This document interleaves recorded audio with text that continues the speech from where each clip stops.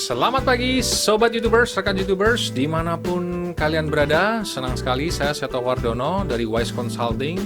Hari ini ingin membicarakan sebuah topik yang telah lama menjadi kontroversi, yaitu tentang asuransi unit link. Temukan jawabannya di channel ini.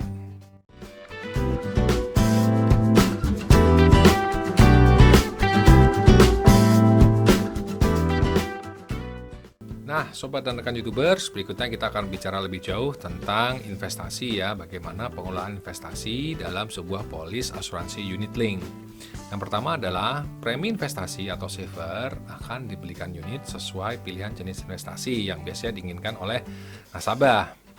Nah, nomor 2 itu jenis investasi yang dapat dipilih itu bermacam-macam ya, tapi biasanya itu ditentukan oleh return yang diinginkan yang berbanding lurus dengan resiko. Jadi misalnya yang nomor 1 itu reksadana saham nih, equity fund ya, dimana itu karena fluktuatifnya tinggi, maka dia termasuk kategori high risk dan high return.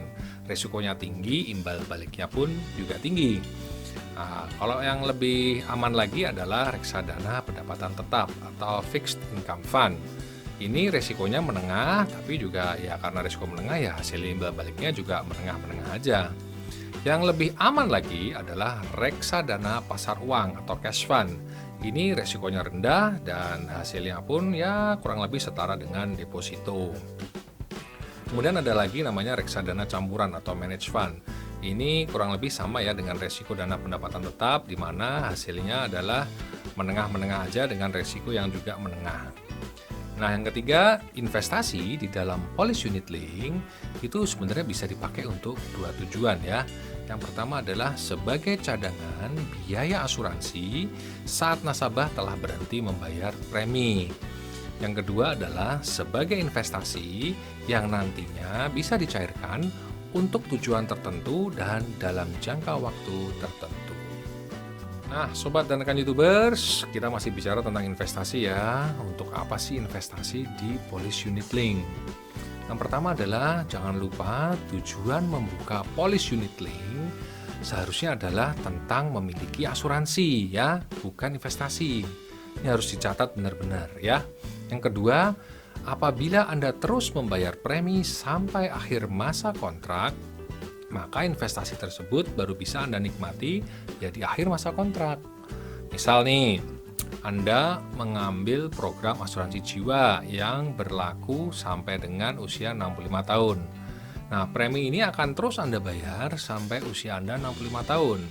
Maka pada saat usia Anda 65 tahun dan masih diberi umur panjang oleh Tuhan, maka polis ini akan otomatis ditutup dan nilai tunai yang terbentuk baru dapat Anda nikmati.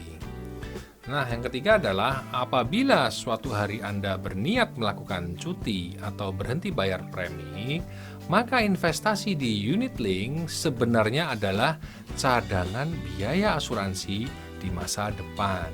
Misalnya begini nih, Anda berniat membayar polis selama 10 tahun.